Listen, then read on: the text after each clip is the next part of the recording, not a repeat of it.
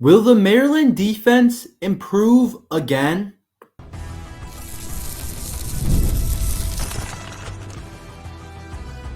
You are Locked On Terps, your daily podcast on the Maryland Terps, part of the Locked On Podcast Network. Your team every day. What's up, everyone? I'm Tre Moore, video content creator for 247 Sports and InsideMarylandSports.com, and host of Locked On Terps, part of the Locked On Podcast Network, your team every day. So thank you for making us part of your day. And today's episode is brought to you by the Gametime app. Download the Gametime app and create an account and use code LOCKEDONCollege for $20 off your first purchase. Terms apply. So Maryland's defense has improved almost every single year under Coach Williams, our defensive coordinator, Coach Brian Williams. But I am here to tell you that I do not think that's the case this year for Maryland football. I think the defense will take a step back. So under Coach Williams and under Coach Locksley, ever since Coach Locksley has taken over, the defense has gotten better every single year in terms of points per game has gone down. We've always had a couple of people I feel like have gone off to the NFL, and we've had some really good, solid defenses. And it went from having defense to allowing a lot of points to now, over the last year or so, the Maryland's defense has gotten a lot better, and we have put up some really good games as a defense. I thought last year we had some really good halves as a defense on our team. When I think about playing in big games, I thought we had some really big, good game plans by Coach Williams, and I think he's going to be a head coach one day. Coach Locksley has said that as well, but I've watched us have some big-time games on defense, like last year, in terms of when I think of the overall landscape of the season. When you start at the beginning of the season last year, of course, we're going to play well against Towson, but we held Virginia to 14 points. We held Michigan State to 9 points. We held Indiana to only 17 points. Ohio State in the first half could do nothing on us. In the first half, it was Ohio State only scored 10 points against us in the first half last year. They ended up finishing with a decent amount of points at 31, but still at 37, but still we were able to hold them. Nebraska only scored 10 against us. And in the Music City Bowl game, Auburn was only able to score 13 against us. And sure, there were some not as good performances from our defense.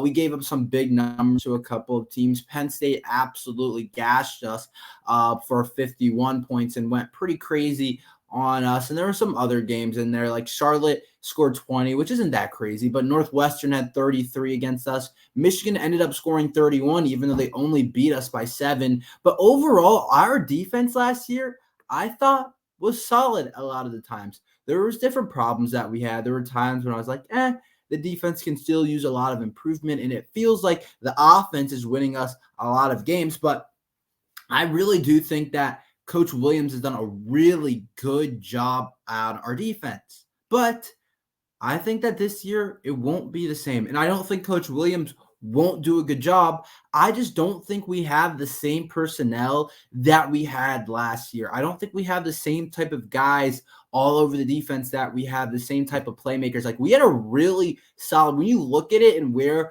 a lot of these guys are probably going to end up at the end of the day, we had a bunch of really good players on that defense. Like, when you really get into it and when you really look at the Maryland defense last year, and I think that Coach Williams and Coach Locksley and the whole staff has done a really good job of recruiting defensive players, especially in the secondary. But when you look at it last year and you look at what we lose everybody in the cornerback room, and we lose a 4th-round pick or a 5th-round pick in Tarheeb Still to the Chargers, which does not help at all in terms of a guy that was a really versatile player that could do a lot of different things. But we lose a really good player like that, a 5th-round pick in the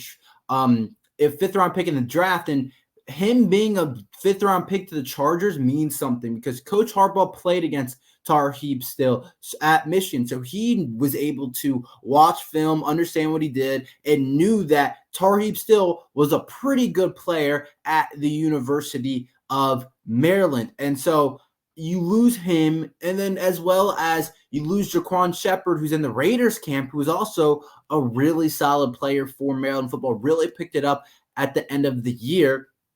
And then so you look at it and you're saying, okay, so you got two new outside corners for Maryland football. Perry Fisher doesn't have much experience at all. Played well in the Music City Bowl games, played in spots, but he's not played a lot of football. He's expected to take over one cornerback spot. And then you look at the other one, you're expected a transfer from Bowling Green, who's a really good player, in Jalen Husky, but he hasn't played Big Ten football yet. And we don't know how he's going to adjust. And yeah, he's supposed to be one of our better players on defense, but we're not sure yet how he's going to adjust to Big Ten play. And then at safety, you lose Bo Braid. And yeah, I think Glendon Miller's going to pick it up and be a really good player back there. But still, it's a lot of question marks. You lose Bo Braid, who's in the Ravens camp, who a lot of people thought was going to go as early as like the third round in the NFL draft, even though he ended up going undrafted, which is still kind of a weird situation.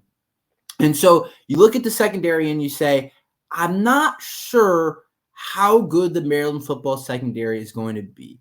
I don't know if it's good enough to say, yeah, that's a group that's probably going to able to will you to improve the defense again. And that's what that's what I'm trying to say is every single year it's pretty much improved under Coach Brian Williams. And I'm saying in terms of points per game is the stat that they've been looking at, and which I think is a pretty good stat to kind of base it off of. At the end of the day, it's about how many points you give up. But I'm here to say that I don't think it will improve. I'm not saying the defense will be bad, but I don't think it will improve again going into next year. I think we look at it and we say the defense wasn't nearly as good as, not nearly, but it wasn't as good to say that it improved from last year. And then as well as in the linebacker room, Jayshon Barham was the most talented player on the team, and I'll stick by that. I think Barham, losing him to Michigan, hurts. It hurts a lot because of what he did as a player for Maryland and how versatile he was in terms of, I thought for a while Jayshon Barham was our best pass rusher. I really believe that. I really thought that Barham was our best pass rusher. And even though he played a lot of inside linebacker and middle linebacker, I still thought that Barham, when we let him go on the edge, was our best pass rusher. And he was definitely, I would say, our best playmaker on defense. So you lose a really talented player in the middle of your defense and Jayshon Barham to Michigan, who's now going to be at Michigan doing a lot of good things for them. And I'm saying, dang, okay, so we lose Tarheeb Still, who was one of our best players, second team All Big Ten. You lose one of your other outside corners. You lose your starting linebacker, who also creates a lot in pass rushing. And yeah, a lot of the guys up front are back. And I've been saying that they're going to have to play some big-time football to allow us to be as good as I want us to be, and to be a pretty good defense and to make up for maybe some of those loss in the secondary. But I still don't think that there's necessarily a bunch of guys up there that I'm like, oh, like that's going to make a humongous difference. Like, yeah, there's good players up there. Jordan Phillips, I think, is one of the better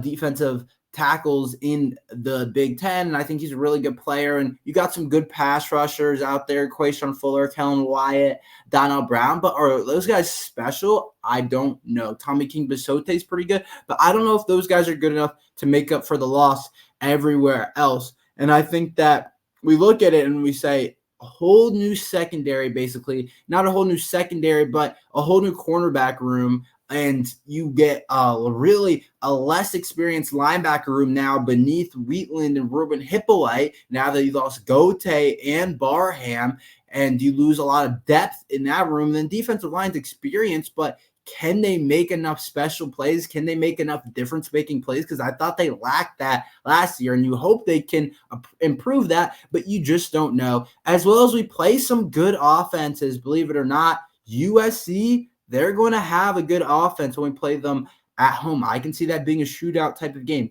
A lot of people think we can upset USC, but at the end of the day, they're still going to have a good offense. Lincoln Riley, you just can't count him out. He can put up points against us. Oregon's going to have a really good offense. Rutgers' offense is supposed to be better. Penn State, Drew Aller has a couple years of experience. They have those two running backs, Singleton and Katron Allen, going to be really good, really hard to play defense against us, especially because it's hard for us to match up against probably their offensive line. Virginia now, their quarterback, he's back. We played him last year, and he ended up being, I thought he showed flashes of being a really good player, but he's back now, and he has a chance to improve, and Virginia's offense has a chance to be better. So there's a lot of programs that I think that we play that, we could win the game, but will our defense make up for it? Will our defense be the reason that we win? And you could argue that if we are going to win some of these games, the defense is going to have to be why. But I do think that the defense will take a step back. I think the schedule's interesting. You could see a Michigan State improved offense. Michigan State's probably going to score more than 9 points against us this year, and that's just me being realistic with their new quarterback, new coach, new things. Virginia has a sophomore quarterback now that should be a lot better going into next year, and he probably won't turn over the ball. And I thought he showed flashes of being really good. He just wasn't as experienced, turned over the ball, made a couple mistakes. That really helped us crush Virginia. And then as well as USC is going to be good. Northwestern will be better. Northwestern was able to score against us last year. Oregon is going to have a good offense when we play them. Rutgers is supposed to be improved with the new quarterback. Penn State's going to be good. Like, I'm looking up and down. I'm saying it's a bunch of rosters that are probably better at quarterback. The only thing I would say is we play Iowa. We know what's up with Iowa. They don't score too many points, but they're usually still a pretty good team. So I think that when you take into account the loss in our secondary, when you take into account the linebacker room, the losing the depth, losing the playmaking of Jayshon Barham, and when you say our defensive line, everyone's back, but they haven't been a special unit yet. They haven't done a bunch of special things.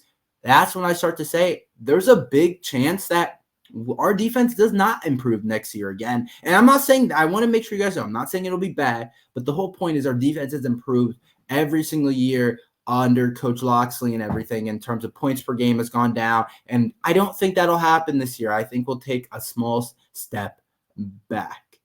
Is this a rebuilding year for Maryland football? I will talk about that after this ad from eBay Motors. Passion, drive, and patience. The formula for winning championships, and is also what keeps your ride or die alive.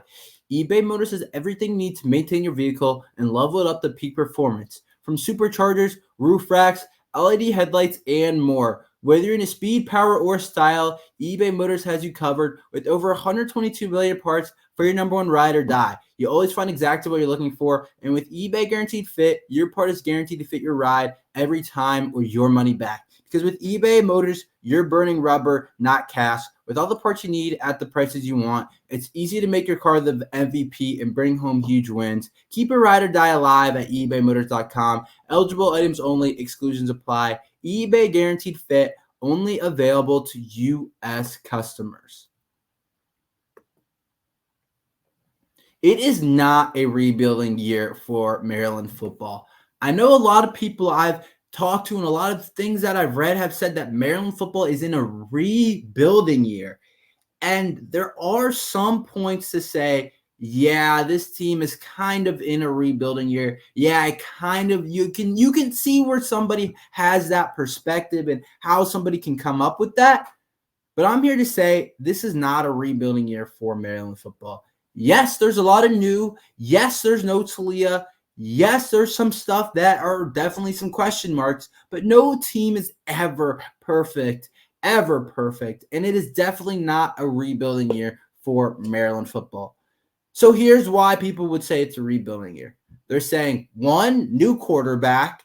This is the first year without Talia, and they say that we don't think that they have much of a quarterback between Billy Edwards, MJ Morris, Cam Edge. They don't think Maryland football is much of a quarterback. It's going to be a rebuilding year in that type of phase. Whole new secondary, which I talked about, basically, besides Dante, Glendon Miller moving positions, basically a whole new secondary in that cornerback room. They say basically an entirely new offensive line up front, which could lead you to think, okay, then it's going to be hard for that offensive line to adjust. You lose a bunch of guys in the linebacker room, and I don't care. That's how college football works nowadays. You lose a bunch of guys. You're going to lose players to here. You're going to lose players to there. You're going to lose players to the draft. I don't care. It is not a rebuilding year for Maryland football. It's not. A rebuilding year, a rebuilding year in college football, that's not really a thing that happens a ton. There are cases where it's like, okay, this team clearly needs a year to get things right. But here's a couple reasons why I'll give you that. It's not a rebuilding year. We return our offensive, defensive, and our head coach. So when you return your head coach who's been here for a while and has recruited every single year and has gotten better at recruiting every single year, I don't look at it as a rebuilding year. And yeah, we're no Bama or Ohio State or Georgia where it's like every year we just reload with 4 or 5 star talent. There's going to be like some major question marks coming in. But Coach Loxley's done a pretty good job at recruiting some DMV people, maybe some more closer to 3-star recruits, but some good players overall that probably a lot of people are going to realize this year are good players. And so Coach Loxley has been the coach at Maryland for a good while now. It's been a minute now. And so I'm looking at it, I'm saying, if your coach is back and your coach has recruited multiple classes and has done a pretty solid job, I think we would all agree that Coach Loxley has done a pretty good job with recruiting. It is not a rebuilding year. It's not a rebuilding year. A rebuilding year I more think of is if, a program goes into complete shambles and a coach takes over in the middle of it or something like that, or before the season starts. Like Northwestern last year, I would have thought was a rebuilding year for them. They have a bunch of problems preseason with the coach. They hire somebody on their staff to be the interim head coach, but he ends up doing a really good job in leading them to a bowl game. And so my point is, when you have a coach that has been in the Big Ten now for a while and has been at Maryland for a while now, and yeah, you have some question marks on your team, but everybody in the country has question marks about their team. I'm not going to consider that a rebuilding year for Maryland football. I'm just not. We're going to have a new quarterback. Our new quarterback could struggle at times. We don't know who the quarterback is, but we have a lot of established players on this roster in terms of Roman Hemby, Caden Prather, Ty Felton, a lot of Ruben Hippolyte, a lot of established guys that don't tell them that this is a rebuilding year for them, because they'll disagree. And a lot of people think, because they have this super talented 2025 class coming in next year that looks like it's going to be really good, and that this year is just the kind of hump year to get back to where, we're going to get Malik Washington, we're getting Bryce Jenkins, and they have a couple other guys that are really good. Iverson Howard, good running backs. They have a couple of young players in the 2024 class, Braden Lee, some other guys that are going to be really good players in the future. It's just they need a year to gather themselves. And I'm here to tell you that's not true. We're going to compete. I'm not saying we're going to win the Big Ten, but we're going to compete. We're going to compete at a high level. It's completely different this year. We're going to compete to be a bowl team, and we're looking to make it 4 straight bowl games, 4 straight bowl wins for the Maryland Terrapins, and I think that's entirely possible. I think we have a good shot at doing that, and we have a clear goal in mind. I don't know what they established their goal as a program as in the building. I don't know if they're like, our goal is to win the national championship, but I have a pretty good goal in mind, is to make a bowl game and win it again, and I want it to be a pretty decent bowl game, especially because our schedule is easier this year as well, and we get rid of the conference dividers. So I'm not saying we'll win the Big Ten championship, but if you upset someone, you can put yourself in a pretty good spot in terms of just being in the upper echelon of the Big Ten standings. I don't see it as a rebuilding year. I hope you guys don't. I think they have a shot at being pretty good. I do think that the team isn't as good as last year. I'll tell you that. I'll say that. But I don't think that it's a rebuilding year just because we have a new quarterback. We still have our head coach. We still have a ton of returning talent. And I still think we're going to be a really good team. Let's talk about the new college football game. The entire ratings of the Maryland football team came out. And I'm not going to lie, a lot of it was just pretty off. I will talk about that right now.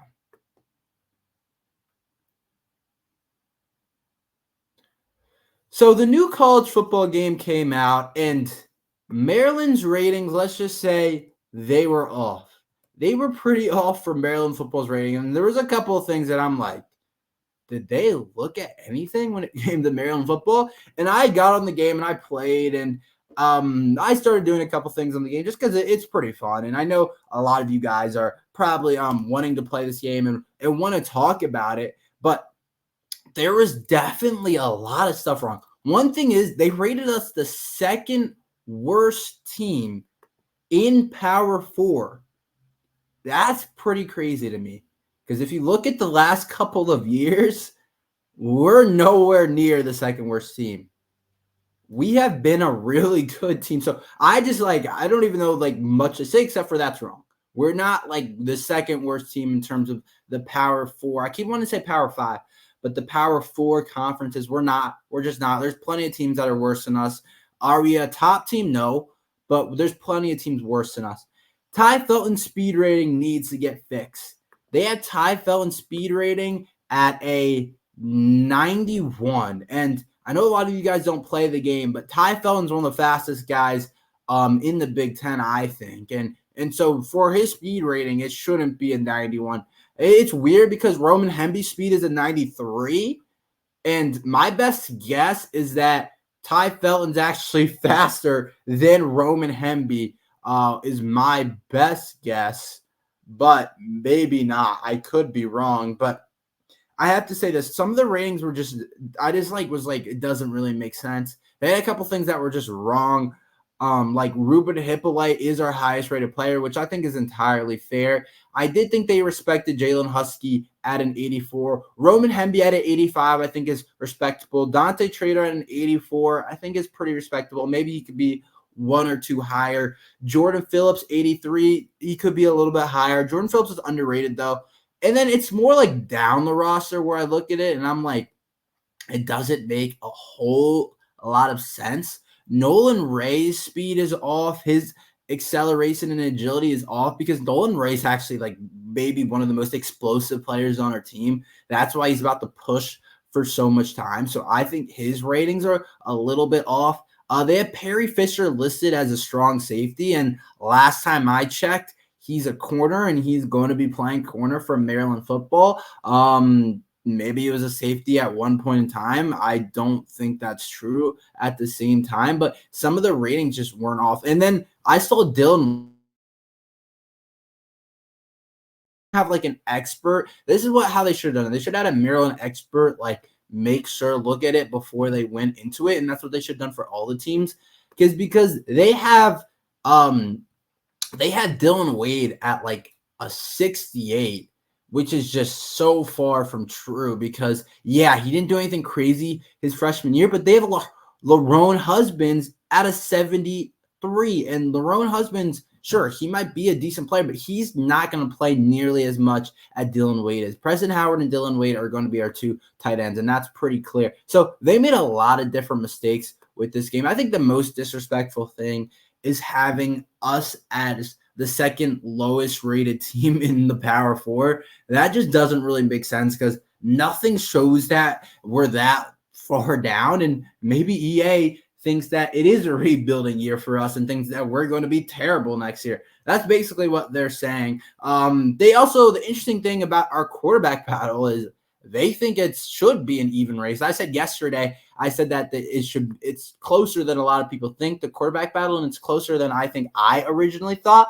And clearly, EA definitely might have listened to that because they have the two quarterbacks rated both at 77. So they think that both of these guys are going to are about the same player, basically, is what they're saying.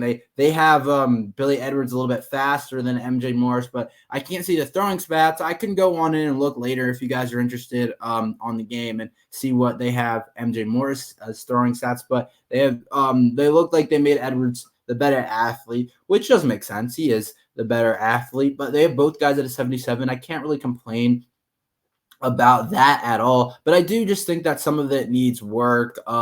Let me know if you guys are going to be rebuilding Maryland in the new game. I think it's an interesting roster to kind of go through. They definitely needed to work on some of these ratings. Some of these were just not very good, but it's a game. It doesn't really matter, but a lot of people are interested in it, so I did think I would talk about it. But I do think having us the second lowest rated team in Power 4 is just ridiculous. Where we've been Last year, we were very middle, like in the top of the middle in the Big Ten, finished right behind the Big Three in our side of the Big Ten. There's nothing to show that we've been one of the worst.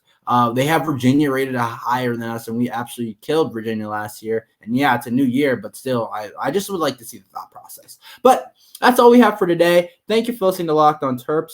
Make sure you like and subscribe. We're here every day talking Maryland football and basketball. So thank you for listening to Locked On Terps.